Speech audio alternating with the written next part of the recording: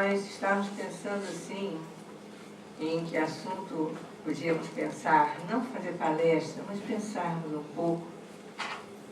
E me ocorreu, até a pedido da Clélia, né, pensarmos um pouco sobre a questão da reforma íntima.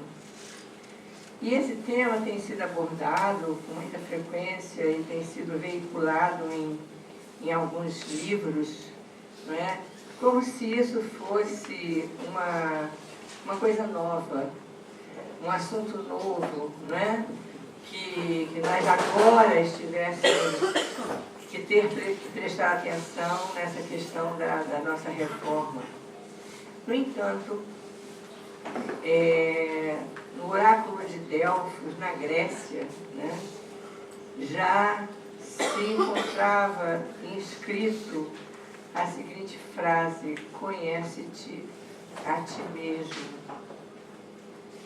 E no Evangelho segundo o Espiritismo, nós temos também uma pergunta que no Evangelho não, hoje no Livro dos Espíritos, Kardec pergunta o que é necessário a pessoa fazer para se melhorar, para crescer. E a resposta que os Espíritos dão é a seguinte: um sábio da antiguidade já vos disse, conhece-te a ti mesmo. Essa frase ela foi atribuída a Sócrates, mas na verdade Sócrates apenas traduziu essa frase, porque ela foi trazida por pitonisas, que eram médiuns, né, que traziam as mensagens já na Grécia Antiga. E nós ficamos pensando, conhece-te a ti mesmo, a coisa da reforma íntima. E aqui também no nosso Evangelho, no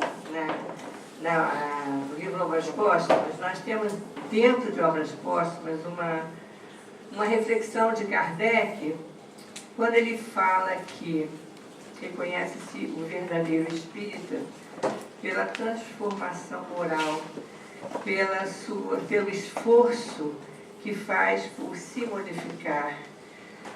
E se essa criatura fizer esse esforço para se modificar, certamente ele conseguirá, ainda que na Terra, uma relativa felicidade. E quem de nós não aspira à felicidade? E aí então a gente fica pensando. Pensar em reforma íntima, simplesmente, sem pensar que somos espíritos, fica uma coisa meio vaga, fica meio solta, porque dentro das nossas casas espíritas, dentro dos estudos que nós temos que empreender, temos que fazer, a coisa mais importante que a casa espírita deve fixar na mente daquele que chega, naquele que estuda, naquele que se afeiçoa à doutrina espírita, é que nós somos espíritos. E que nós não fomos criados no dia que nascemos nessa encarnação. Que nós trazemos conosco uma bagagem milenar. E não sabemos avaliar quantos milênios nós estamos caminhando, não é?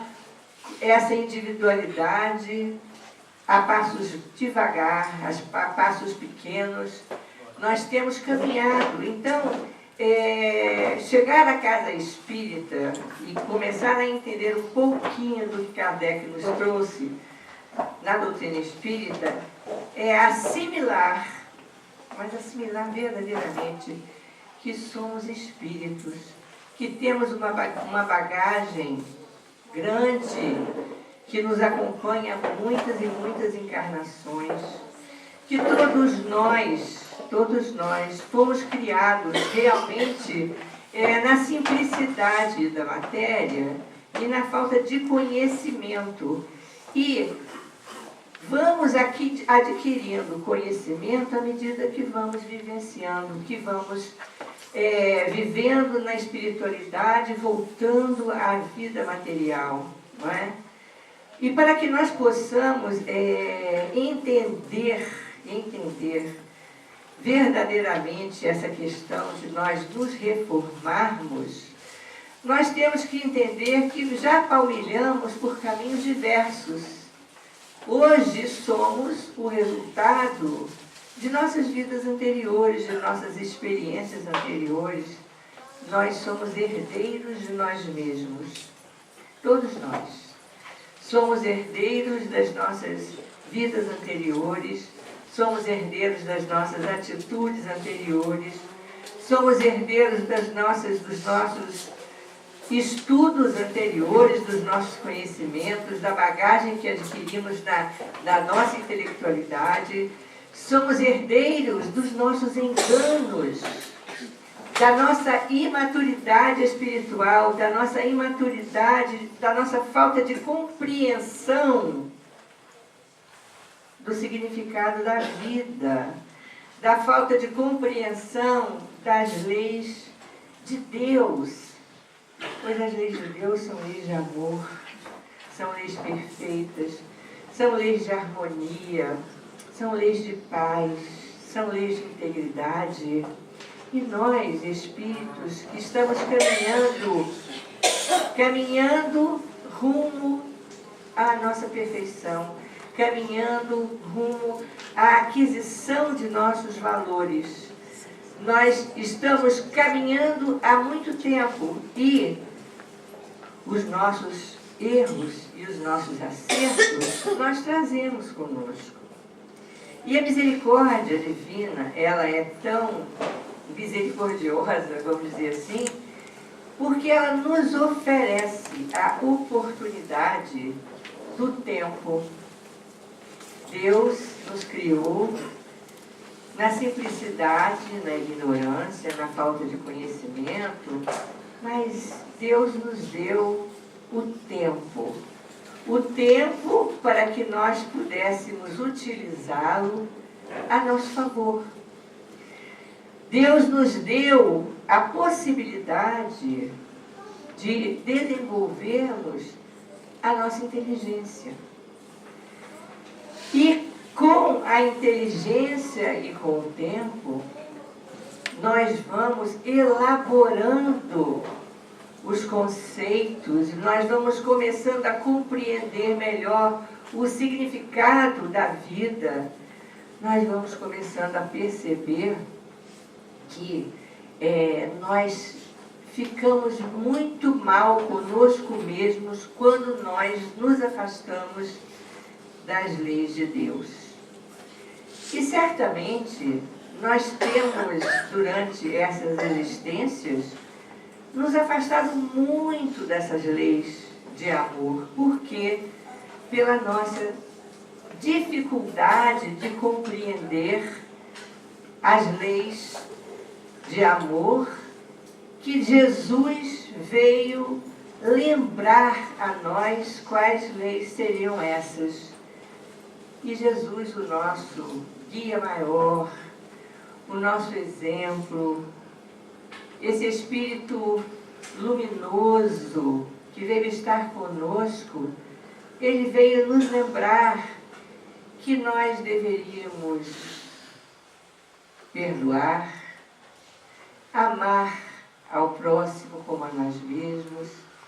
Ele veio nos dizer que nós precisaríamos nascer de novo.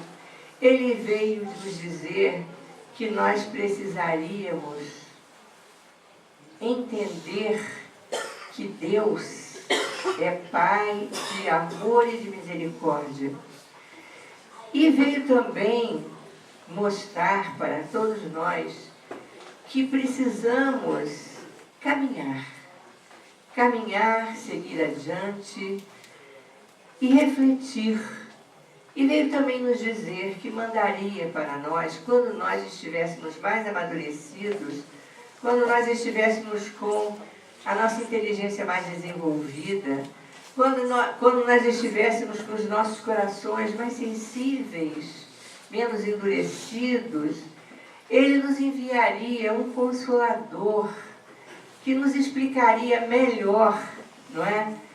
essas leis de Deus. E esse Consolador abençoado, essa nossa doutrina espírita querida, vem nos mostrar o caminho e vem nos fazer perceber que é preciso que nós saibamos aproveitar o nosso tempo trabalhando em coisas úteis, pois que também dentro do Livro dos Espíritos nós temos a definição de trabalho como que o trabalho é toda ocupação útil. E por que estamos falando assim de trabalho, de ocupação útil, de reforma íntima? Porque nós temos uma bagagem de conhecimento muito deturpada. À medida que nós vamos crescendo e estudando e vivendo, convivendo, vivenciando alegrias e problemas, lutas e dificuldades, nós vamos burilando o nosso espírito, nós vamos burilando a nossa capacidade de entendimento e nós vamos conseguindo perceber que é no convívio social, que é estando uns com os outros, que nós vamos, então, poder fazer esse crescimento necessário para que nós, um dia, tenhamos uma terra mais feliz, que tenhamos uma vida mais tranquila, um dia em que nós não fiquemos com os nossos corações atribulados pelas dificuldades que se nos apresentam, que a vida nos apresenta. Por quê? Porque nós vamos passar a entender que as atribulações, que as dificuldades, que as lutas que nós temos que passar são necessárias a esse burilamento. Quando um garimpeiro encontra no seu garimpo um diamante, ele não encontra essa pedra com o brilho de um diamante que nós vemos nas joalherias. O garimpeiro encontra a pedra envolvida na terra e ela vem envolvida por uma camada dura que impede que qualquer criatura perceba a preciosidade daquela pedra, o brilho que aquela pedra esconde por conta daquela matéria orgânica que fica grudada no diamante. Desculpem, nós somos como essas pedras e esses diamantes. Um dia, o Senhor Jesus nos disse que nós éramos a luz do mundo, que nós éramos o sal da terra. E Ele nos disse: fazei brilhar a vossa luz. Fazei brilhar a vossa luz.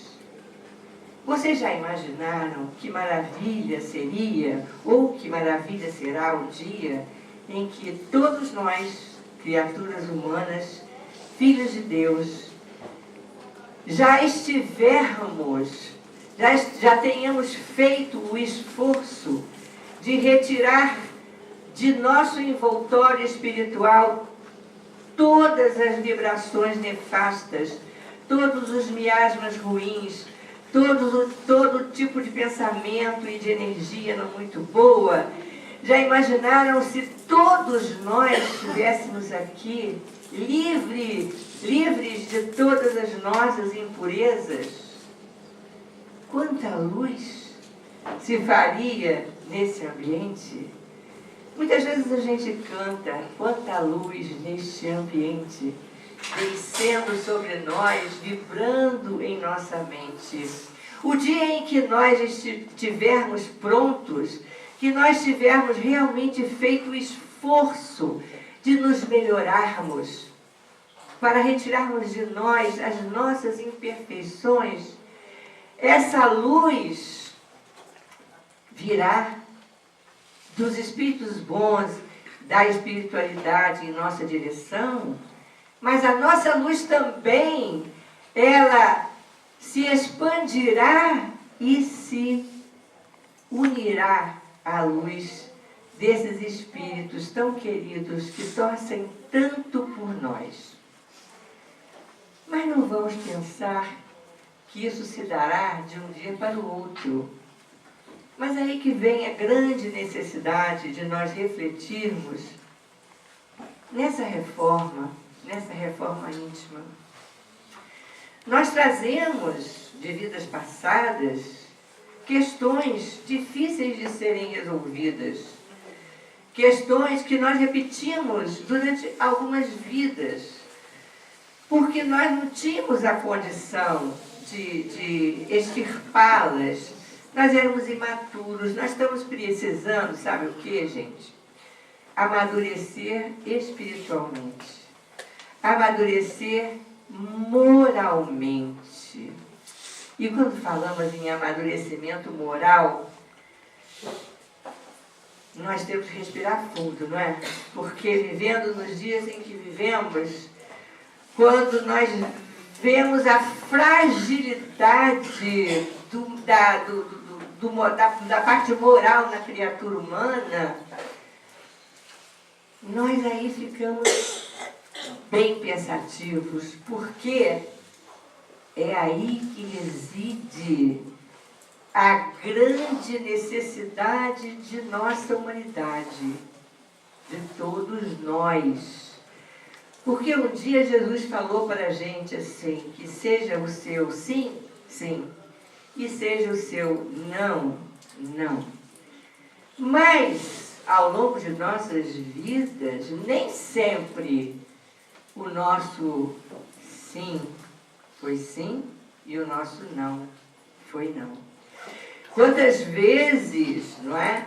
O homem, para agradar a sociedade, para agradar a família, para agradar as questões que circundam a sua vida, aceita situações que no seu íntimo ela não concorda.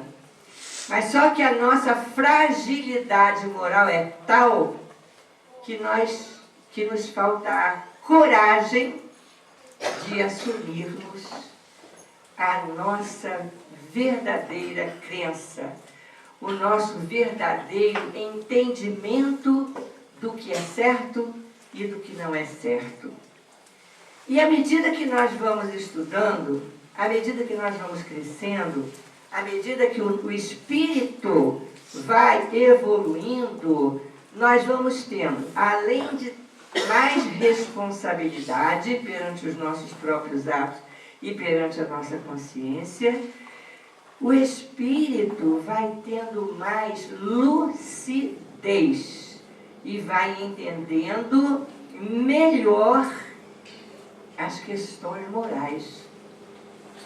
E é aí que mora a grande necessidade de todos nós.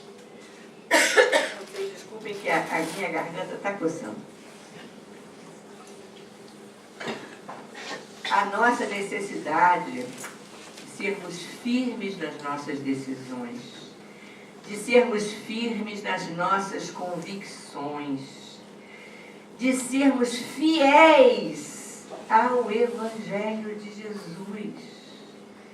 Não dá mais para nós que já estamos apaixonados pelo Evangelho, para nós que já entendemos esse mecanismo da lei de Deus, não dá mais para que a gente seja honesto, firme, íntegro dentro de uma casa espírita e que do lado de fora nós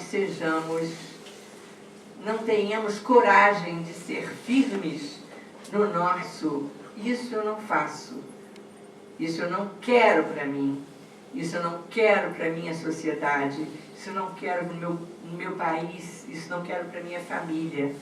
Muitas vezes nós colocamos o nosso interesse pessoal, que é passageiro, que é o interesse do dia a dia, na frente das nossas convicções morais.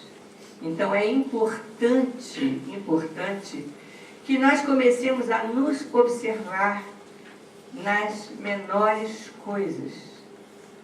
Quando uma criança vai para a escola e traz de lá um objeto qualquer que não seja seu, muitas vezes nós olhamos para aquele objeto e perguntamos: de quem é isso? Ah, é do meu coleguinha. Ele te deu? Não, ele não me deu, eu peguei. E aí, o que a gente tem que fazer? A gente tem que olhar para aquela criancinha, que é uma criança pequena, mas é um espírito antigo, que traz também as suas bagagens, que também traz as suas tendências. Se é uma criança que tem o hábito de apanhar as coisas dos outros, porque já trouxe com ela de outras vidas esses vícios, nós como pais, ou avós, ou tios, ou educadores, temos a obrigação de sentar, chegar perto dessa criança e dizer: meu filho, meu neto, você vai devolver o brinquedo, ou a borracha, ou o apontador do seu coleguinha, porque isso não é seu, não é direito. Você não tem o direito de usurpar, de pegar aquilo que é do seu coleguinha. E isso a gente tem que ser firme, muito firme, e muitas vezes a gente deixa para lá. Ah, uma borrachinha, né? Que bobagem. Coisa de criança. Ah, hoje é uma borrachinha, amanhã é uma bicicleta, depois é um carro, e por aí é um celular. Estou exagerando? Não estou exagerando não é? É daí que a gente tem que começar a educar as crianças, porque nós somos espíritos. Aquela criancinha que vem linda, maravilhosa, que ninguém resiste, né? Que é uma coisa encantadora, um bebê. É um espírito que traz consigo uma bagagem. E uma bagagem que muitas vezes não é uma bagagem de bons costumes, de docilidade, de cordialidade. Muitas vezes, aquele bebezinho, ele vem para a gente, se nós já somos uma família bem constituída, se já estudamos o Evangelho, se já temos os nossos conceitos morais firmados, muitas vezes vem aquele espírito que é um espírito que se desmandou ou que se desencaminhou por muitas vidas, que vem para a gente em forma de um bebê, porque aí nós nos apaixonamos por ele, mas nós temos que nos apaixonar por ele, não só pelas suas gracinhas, mas nós temos que observar, à medida que aquela criança vai se desenvolvendo, quais são as suas verdadeiras tendências. E temos como obrigação estimular as boas tendências, as boas maneiras, os bons hábitos, os bons costumes. E temos a obrigação de perceber que aquela criança doce e meiga, que tem muitas virtudes, tem um desvio de comportamento que nós, como pais, avós, tios, educadores, temos obrigação de prestar atenção e de tentar trazer essa criaturinha para as regras do bom procedimento. É fazer a reforma íntima, no íntimo daquela criaturinha. É a reforma que vem com ela de outras existências e que aparece nessa vida. E aí?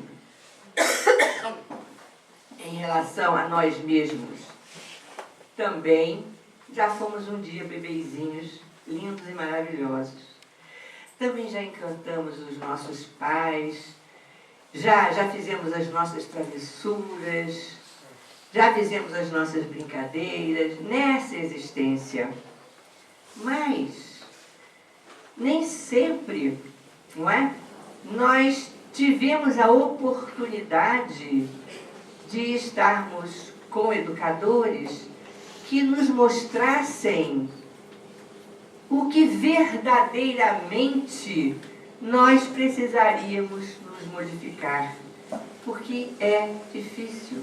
Hoje em dia, nós já temos muito mais material, nós já temos as faculdades de psicologia, psiquiatria, fono e isso, mas aquilo, que cuidam da criança desde muito pequena e já começam a perceber os distúrbios, os desvios de comportamento desde muito cedo, graças a Deus, não é? A ciência evolui a benefício de todos nós. Nós precisamos estar atentos para sabermos utilizar a evolução da tecnologia e do avanço da ciência e da educação, não é? Mas nós já fomos crianças. E será que ainda não somos crianças espirituais? Eu acho que a gente já pode ser adolescente, talvez, né? Ou um jovem. Mas nós agora é que estamos nos dando conta de que trazemos conosco muitas imperfeições. Quando Jesus nos disse que nós deveríamos vigiar e orar, Ele não quis dizer que nós vigiássemos o que o outro está fazendo. Não é? Jesus não quis falar, olha, vigia o seu companheiro, vigia o seu filho, vigia o governante, vigia o deputado, vigia... Não, ele não disse isso. Ele disse que nós, para sermos felizes, para estarmos adequados às leis de Deus e às leis de amor, nós deveríamos nos vigiar. Porque trazemos essa bagagem que às vezes não é muito bonita, não. Nós trazemos viciações de comportamento que nós repetimos durante vidas e vidas e vidas. Só que a gente tem que amadurecer. Nós precisamos amadurecer. Quando a gente olha o adolescente, o jovenzinho, ou mesmo o jovem adulto, que hoje a adolescência está custando acabar, né? Parece que a adolescência vai até 30 anos, não sei, que as pessoas custam amadurecer, né? Mas olha só, é preciso que nós que não somos mais adolescentes, nós somos senhoras, senhores, tem alguns jovens por aqui, mas nós precisamos entender que nós não somos mais criancinhas espirituais, que nós já temos condição de refletir nas nossas dificuldades. Nós já temos condição de parar com a história de dizer que somos infelizes porque o outro é responsável pela nossa infelicidade. Somos infelizes porque o nosso filho não nos corresponde àquilo que nós imaginamos, somos infelizes porque o companheiro, o ex-companheiro nos magoou, somos infelizes. Enfim, nós ficamos colocando a responsabilidade da nossa infelicidade na mão do outro, na mão das situações, na mão da vida, na mão do tempo em que a gente está vivendo. E, no entanto, nós estamos vivendo no país certo, na família certa, no lugar certo, no tempo certo. Não tem nada de errado com o estado de coisas que nós estamos passando. Nós, individualidades, estamos no lugar certo. Agora, nós somos responsáveis pela nossa felicidade, nós somos responsáveis pela nossa harmonia, pelo nosso equilíbrio, pela nossa tranquilidade, nós somos responsáveis pela nossa paz de espírito, nós somos responsáveis pela nossa intranquilidade, nossa aflição, nosso medo, nossa angústia. São todas essas questões da nossa responsabilidade. E como é que nós vamos fazer isso? Já estamos acostumados a botar a culpa nos outros. Poxa, mas já chegou a hora de parar com isso, não é? Nós somos responsáveis por aquilo que nós fazemos. E somos e estamos no lugar adequado para que nós possamos crescer. Estamos aqui, espíritos, todos nós, que não estamos aqui pela primeira vez, já vivemos muitas vidas. Já não somos mais tão simples nem tão ignorantes, porque não podemos estagnar. Já pensou se a gente fica de braço cruzado o resto da nossa existência, esperando que as coisas se modifiquem para nós sermos felizes? Já chegou a hora em que nós temos mais é que descruzar o braço, arregaçar as mangas e olhar para dentro de nós. E pensar o que é que eu preciso fazer para que eu cresça, para que eu me compreenda, para que eu entenda aonde estão as minhas dificuldades que eu preciso melhorar, que eu preciso burilar, que eu preciso lapidar, para que a minha luz possa resplandecer. Nós somos responsáveis por isso. Brilhe a vossa luz. E o dia em que todos nós estivermos fazendo esse esforço de que a nossa luz brilhe, as coisas vão melhorar. Ah, mas como a nossa luz vai brilhar? Nós temos em nós, em estado latente, a luz divina. Nós somos criaturas de Deus. Ele nos criou e nos colocou todas as possibilidades para que, através das nossas vivências, dos nossos esforços, da nossa maturidade, da nossa lucidez, nós pudéssemos fazer com que a nossa luz brilhasse. É uma herança divina, assim como o tempo é uma herança divina e a nossa inteligência também. Nós não somos mais crianças, nós não somos mais aqueles eternos pedintes da misericórdia. Vocês já ouviram isso? Já ouviram isso?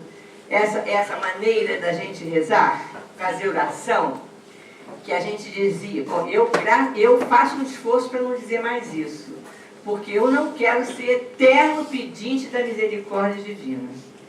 Nós precisamos entender que a misericórdia divina é maravilhosa e age em nosso benefício quando nós fazemos a nossa parte. Quando nós descobrimos em nós as nossas dificuldades e vamos dizer assim, eu descobri que eu preciso ser mais tolerante, ser mais paciente. Então, meu Deus, eu não vou lhe pedir que me dê tolerância e paciência. Eu vou fazer o exercício de ser tolerante e ser paciente em todas as horas em que eu for solicitado pela vida, pela família, pelas circunstâncias, a exercitar a minha tolerância e a minha paciência. E ser tolerante e ser paciente não é ser conivente com o erro, nem conivente com as coisas erradas, não. É a gente entender que um dia nós também precisamos que o outro nos compreendesse. E quando aquele outro faz com que nós fiquemos meio aflitos e muitas vezes tentados a não ter paciência, que nós possamos pensar, Senhor, me ajuda. Me ajuda a compreender que ele ainda não descobriu que para ser feliz, ele pode tomar um outro caminho, ele pode agir de uma outra maneira, que eu possa ser o elemento que vá auxiliar aquele outro a superar as suas dificuldades. E é isso que se faz dentro de uma casa espírita. É isso que se faz dentro dos trabalhos, dentro da casa espírita. Quando a gente trabalha com os espíritos, não é? E que a gente vê, às vezes, os espíritos que chegam ainda impregnados de tristeza, de melancolia, de rancor, de raiva. A casa espírita faz aquele esforço para retirar daquele irmão, porque é o nosso irmão, a humanidade ela é formada por espíritos encarnados e desencarnados. Então, quando na casa espírita nós recebemos irmãozinhos, irmãos desencarnados ainda impregnados pelas tristezas, pelos ódios, pelo mau comportamento, o que se faz para que essa criatura se desvencilhe dessa situação moral desagradável?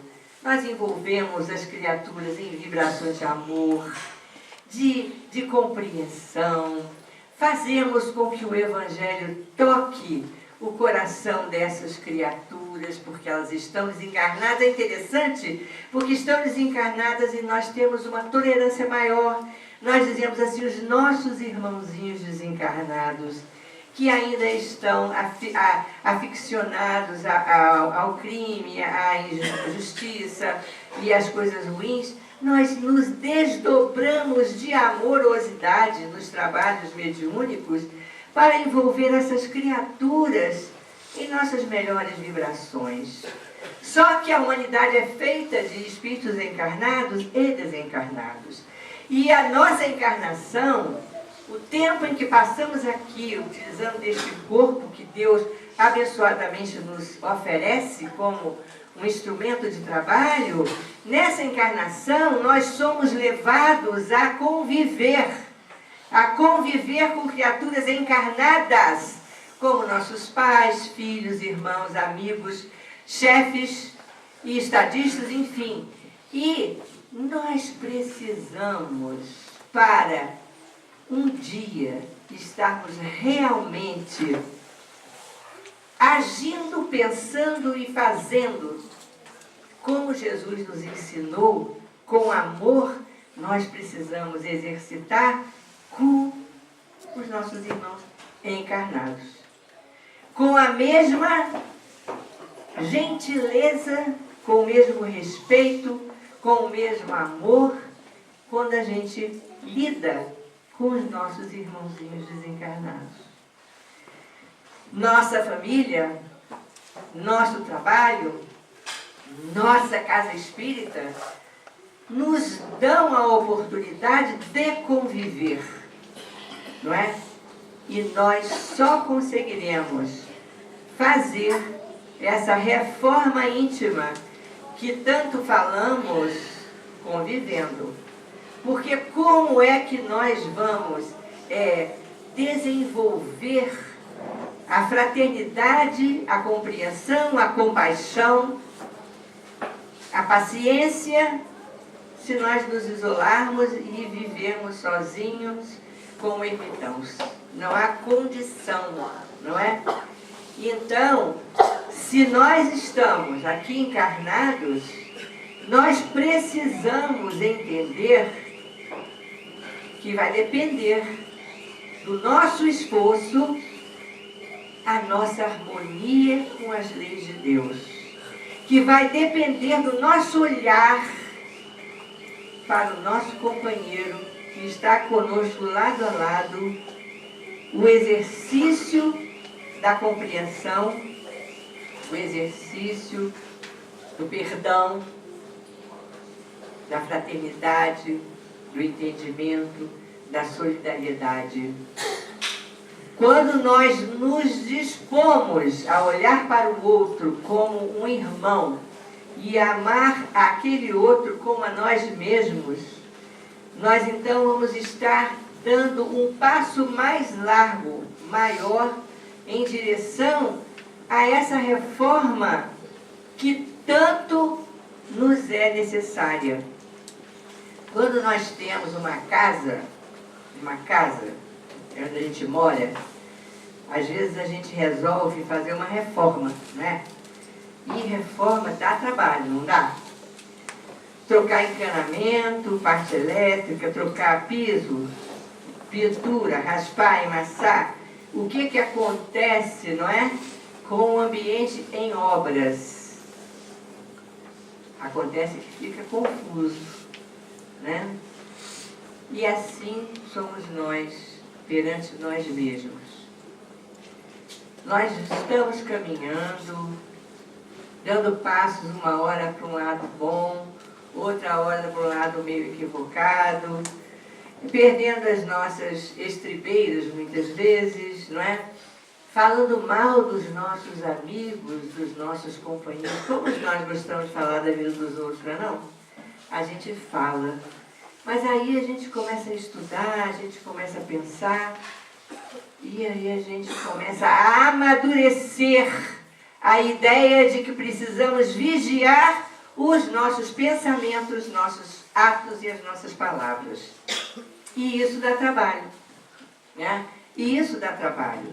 Porque coisa mais difícil do que se modificar um hábito não existe. Já repararam? Quando nós temos um hábito, que nós cultivamos esse hábito por muito tempo, nessa vida mesmo, para que nós passemos a agir de uma maneira diferente, é preciso força de vontade, não é?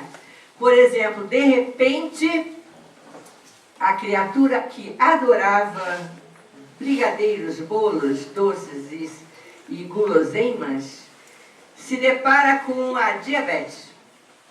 E aí, ela não pode mais comer brigadeiros, bolos e guloseimas. É fácil? Não é fácil. Se a criatura persiste em burlar a dieta, ela vai sofrer as consequências, porque o custo-benefício do docinho é rápido, mas o que traz de consequência ao organismo é danificador, é horrível, é desastroso, porque a diabetes, ela é uma doença silenciosa, porque você comeu, não fez nada, mas vamos ver ao longo do tempo quantas pessoas têm que amputar seu pé, sua perna, sua mão, tem problemas cardíacos, tem problemas de rim, enfim, porque não tiveram a força de vontade de cumprir direitinho aquilo que o médico determinou. E o nosso médico é o Senhor Jesus, que é o médico das nossas almas. E ele disse que é preciso que nós vigiemos as nossas atitudes. Então, nós trazemos dentro de nós muitos maus hábitos, mas muitos mesmo. Nós temos hábitos que são milenares, que nós vamos repetindo a cada encarnação. Mas nós estamos chegando à maturidade, né? Precisamos amadurecer. Já sabemos que somos espíritos, que somos herdeiros de nós mesmos.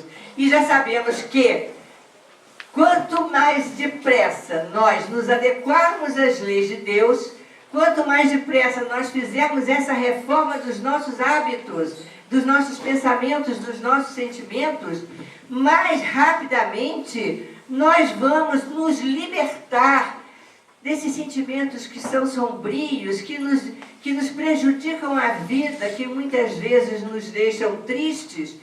Quanto mais rápido nós prestarmos atenção naquilo que nós estamos pensando, naquilo que nós estamos fazendo, naquilo que nós estamos construindo à nossa volta, nós estamos assim também preparando para nós um futuro melhor. E não estamos falando apenas desse futuro de amanhã ou depois, ou daqui a um mês. Nós estamos falando de um futuro espiritual. Ninguém aqui vai ficar para semente. Todos nós vamos passar deste mundo físico para o plano espiritual. E nós, para o plano espiritual, não vamos levar absolutamente nada. Nem a roupa do corpo, nem o nosso próprio corpo, nem as aquisições materiais que tenhamos feito durante a vida, nem a nossa casa, nada. não vamos levar nada de material. Mas nós vamos levar conosco as nossas conquistas. As nossas conquistas morais, as nossas conquistas intelectuais, as nossas conquistas espirituais. E nós vamos ter condição de adentrar o mundo espiritual mais tranquilos, em situação de mais paz, mais harmonia, perfeitos de jeito nenhum, mas melhores do que quando chegamos aqui. Porque deve ser muito triste, não é? O espírito adentrar a terra, ter uma oportunidade de uma encarnação, ter uma família, ter tido uma família, ter tido um corpo físico que lhe prestou, ter tido a possibilidade de estudar, de entender melhor as coisas e não ter feito o esforço para se melhorar, para que possa sair desta encarnação melhor do que entrou. Depende da nossa educação? Depende da nossa educação. Mas depende se nós aproveitarmos a nossa educação. Porque quantas vezes, não é? Nascemos numa família que nos proporcionou o entendimento das leis morais e as condições materiais de termos uma vida produtiva, e nós, pelo nosso livre-arbítrio, resolvemos não aproveitar ou aproveitar muito pouco aquilo que nos está sendo oferecido nessa encarnação. Não importa se hoje já temos 70, 60, 80 anos. O que importa é o tempo de hoje, de agora. Agora eu estou percebendo que eu preciso me melhorar. Que eu preciso ser mais firme nas minhas decisões. Que eu preciso ser mais fiel aos ensinamentos de Jesus. Que eu preciso ser coerente com aquilo que eu digo e com aquilo que eu faço. Porque muitas vezes nós dizemos para o outro, faça isso e faça aquilo, ou não faça isso e não faça aquilo, e nós fazemos justamente o contrário, não é? Tem um continho muito, vou contar bem rapidinho, vocês devem conhecer, de um frequentador de uma casa espírita que não era trabalhador, ele era apenas assistente de uma casa espírita. Ele gostava de ir à reunião espírita, gostava de escutar a palestra e admirava profundamente um determinado palestrante. E ele ficava ali sentadinho na primeira fila, olhando o palestrante falar. Haviam até pessoas que diziam assim, mas aquele ali é papapasse, não é? Ele só vem aqui para tomar passe, porque não levantou da cadeira para fazer nada. Mas ele prestava atenção, muita atenção. E ele saía dali e ia viver a sua vida, uma vida simples, uma vida normal. E os dois desencarnaram. O mocinho estava ali na frente, o senhorzinho, e o palestrante. O palestrante que era orgulhoso, porque sabia a doutrina espírita de cabo a rabo. Conhecia o livro dos Espíritos e todas as perguntas e respostas. Era capaz de dizer os versículos e os capítulos do Evangelho, da Gênese, do céu e inferno, de tudo. Era um cabedal de sabedoria. E eles dois desencarnaram, se encontraram no plano espiritual. E aí, qual não foi a surpresa daquele palestrante vaidoso, que ele se viu acinzentado, ofuscado, quase sem luz. E o senhorzinho ali, todo iluminado, fez brilhar a luz, né? Brilha a vossa luz. O senhorzinho fez a luz dele brilhar. E ele estava iluminado. E o palestrante, então, meio indignado, perguntou, mas como eu estava lá trabalhando, fazendo minhas palestras, estudando tudo, sabia responder todas as perguntas, estou aqui tão ofuscadinho. E aquele senhorzinho não fazia nada, ficava sentado lá olhando para mim, e está todo cheio de luz. Aí ele foi perguntar para o senhorzinho, o que o senhor fez que tem tanta luz e eu estou aqui tão acinzentado? Ah, eu fiz tudo aquilo que o senhor ensinou. Né? Eu fiz tudo aquilo que o senhor falou que era para fazer. Então eu escutava suas palestras, estava bonito, mas eu ia para a rua e fazia o que o senhor estava me ensinando. E aí, eu não sei como, mas eu adquiri essa luz. Não é? Então é importante que nós nos conscientizemos disso. Não é? Nós estudamos aqui, eu sei que tem cursos, tem trabalhos, todo mundo se interessa, mas é importante que a gente seja lá fora, que a gente faça lá fora, que a gente conviva lá fora da maneira como nós achamos que aqui nós devemos agir. Não adianta nós sermos amorosos. Casa espírita é uma beleza, uma festa, né? Na minha casa é a mesma coisa. A gente chega lá, todo mundo se abraça, se beija e faz festa, todo mundo quer saber como o outro está, uma alegria. Mas, será que todo mundo faz a mesma festa, a mesma alegria quando chega em casa? Quando encontra um filho rebelde, ou quando encontra um marido que está zangado, ou quando vai trabalhar e encontra um chefe meio severo, será que todo mundo faz e age do mesmo jeito que a gente age aqui dentro, lá fora? É preciso que a gente pense, porque essa reforma que a gente está falando aí, dá trabalho. Dá trabalho. Se eu fui durante vidas e vidas uma pessoa que gostou muito de falar da vida dos outros, próprio repórter, né? Sabe da vida dos outros, sabe o que o outro fez, o que não fez, ficou doente, se não ficou doente. E eu tenho esse hábito, já entranhou em mim. Eu desconstruir isso dá trabalho, né? Porque quando a gente passa na rua e vê alguém que a gente tem vontade de falar ou fazer uma criticazinha meio venenosa, a gente tem que fazer que nem Chico dizia, né? Engole a água, não engole a água, bota na boca e conta até 100. E fica com aquela água ali dentro, né? Até passar a vontade de falar mal, para depois engolir, porque dá trabalho. E aí, falar mal é coisa pouca, né? Em relação a tantas outras coisas que a gente vê por aí.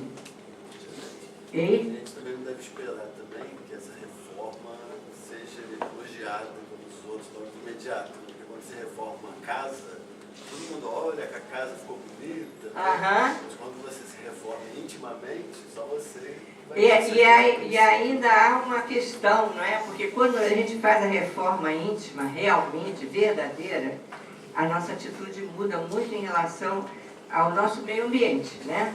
E pessoas que estavam acostumadas, isso acontece muito, a nos ver com determinadas atitudes e depois de um certo tempo ver que a gente não gosta mais daquilo, muitas vezes a gente tem que também ter muita força de vontade para perseverar no bem. Porque quando, por exemplo, uma pessoa começa a vir à casa espírita, né? Uma vez, 2 vezes, 3 vezes por semana, não sei.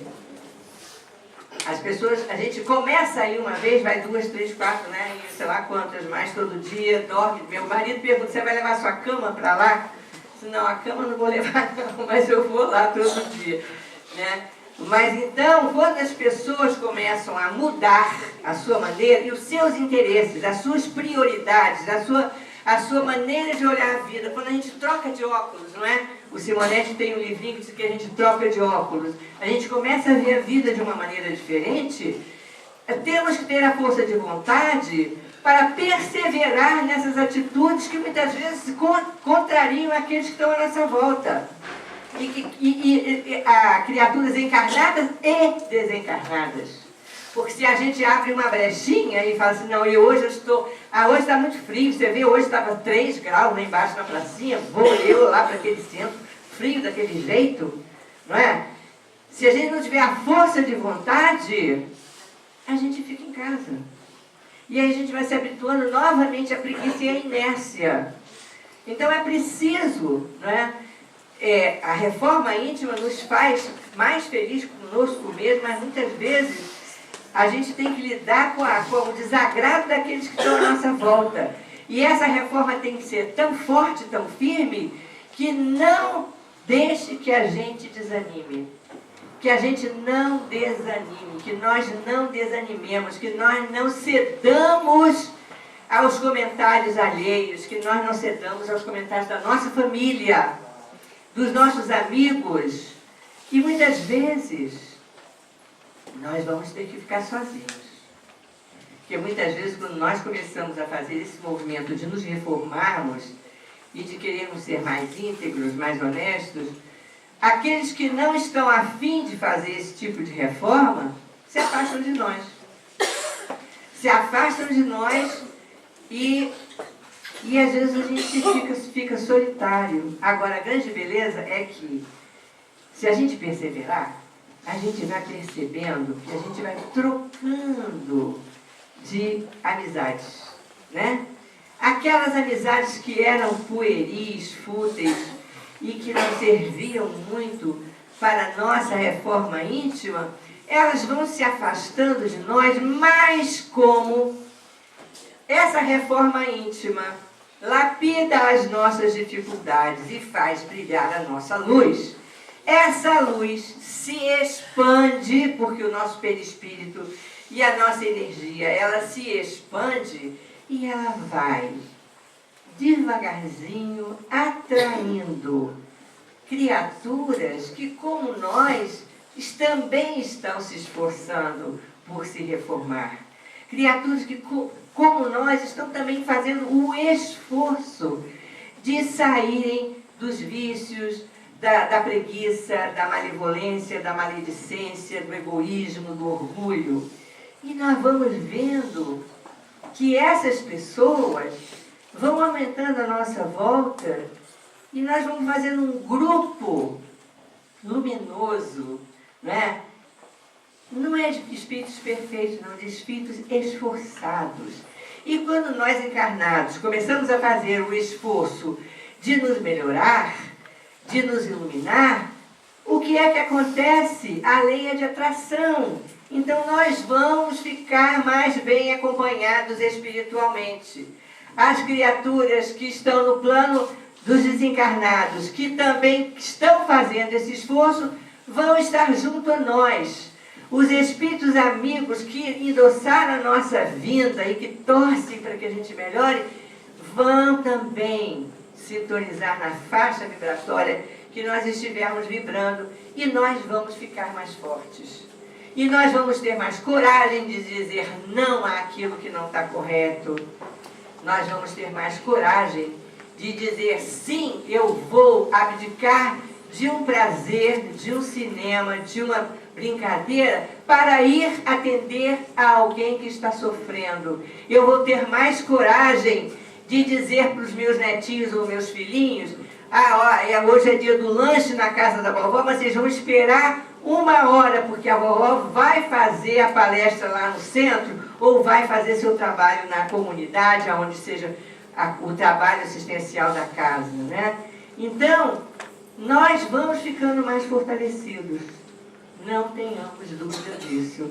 Essa reforma dos nossos valores morais, elas precisam ser feitas ontem.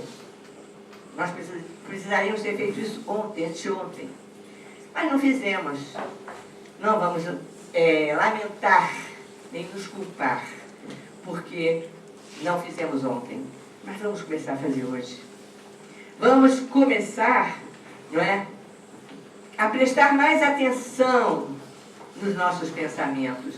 Não vamos deixar que os pensamentos de negatividade, de malevolência, de confusão, sejam os preferidos para as nossas horas livres.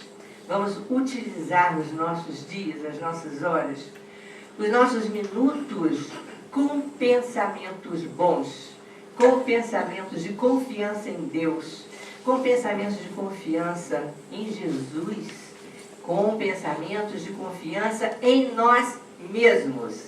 Porque todos nós, sim, somos capazes de nos modificar, de nos melhorar. É difícil? Não é fácil, não.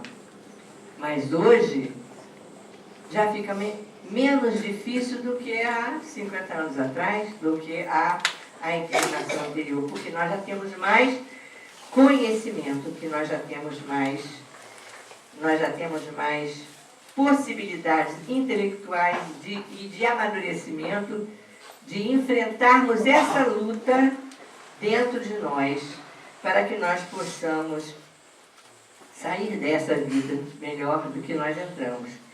E André Luiz, para a gente encerrar, tem uma página, que não vou ler toda, mas que nos chama a atenção para que nós nos examinemos. E ele diz assim: examinemos a nós mesmos.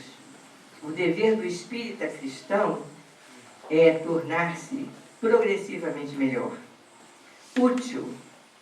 Assim, verificar de quando em quando, com rigoroso exame pessoal, a nossa verdadeira situação íntima. E aí vem um chamado de atenção para a gente. Espírita que não progride durante 3 anos sucessivos permanece estacionado. Então, espíritas que durante 3 anos não fazem progresso nenhum, estão estacionados. E isso é lamentável.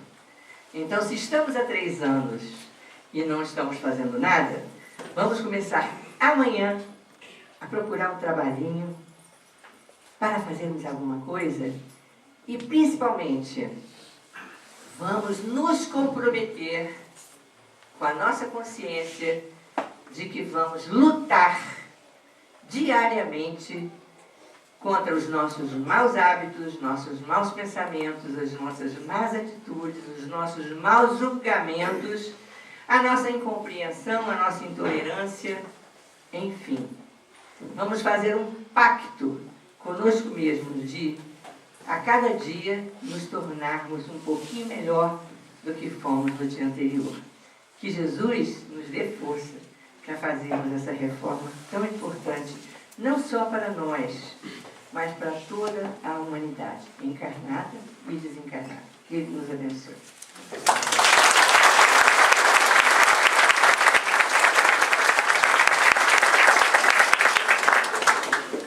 Agradecemos mais uma vez a nossa presidente do Centro Espírita Rita de Cássia, lá no Leblon, pelas suas lindas palavras, e passamos agora aos passos.